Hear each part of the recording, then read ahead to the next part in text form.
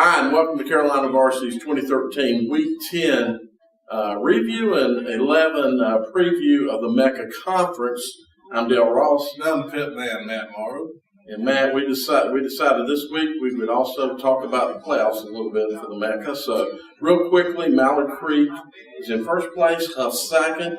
Tied with 2 losses is A.L. Brown, Vance, and Hopewell. We're going to talk about that three-way tie and what it means for seeding. Followed by North Mecklenbrug, West Charlotte, and Robinson. Last week, Hough defeated West Charlotte 61-6. Pretty much what we expected there, no surprises. Yep. Vance defeated North Mecklenbrug 28-6. A little surprised Vance didn't score more, but I think they got some injuries and things they're working through. But once again, that's what we expected. Exactly. Mallard Creek 49, A.L. Brown 7. No surprises there.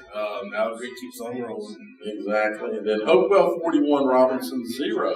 And that's pretty much what we expected. A shutout for the Hopewell defense. Exactly. Good job.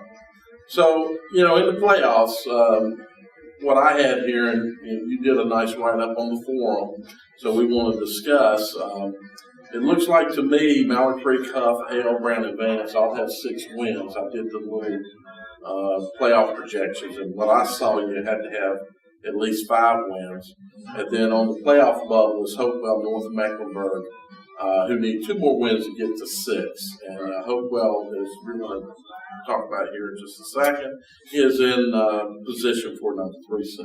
Yeah, starting from the top, Mallard Creek, they're pretty much in line for number 1. They got Robinson and North Mac left, and they'll be very heavily favored in those 2 games. So you pencil them in for number 1 right now. They'll be a high seed.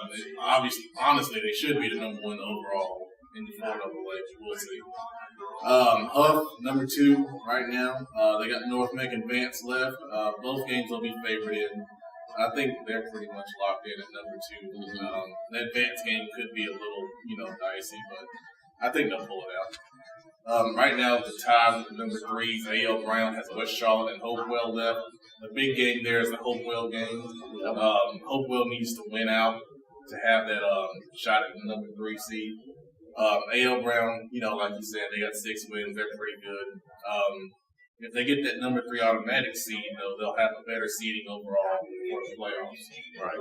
That still may put them on the road, in the first round, but at least they'll, be matched up with an evenly matched team, more so than if they go in as a wild card. Same deal for Vance. They got Hopewell and Hough left. That Hopewell game this week could be interesting. I think Vance is the favorite. With no discount Hopewell, they're playing a lot better.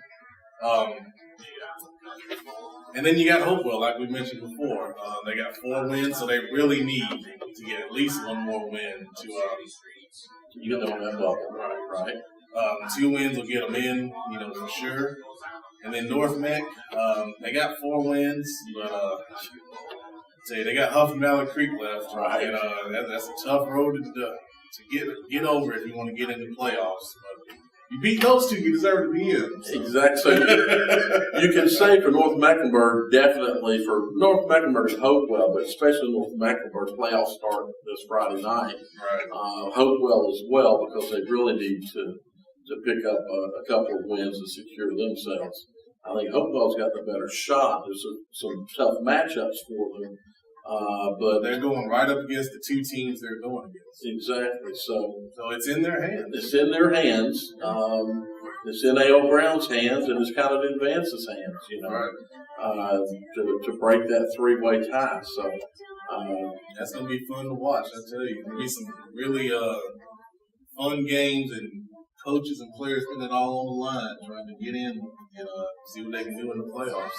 Exactly. So I guess next week we'll have a little clearer picture. I have put up some projections of the overall 4A and 4AA, East and West.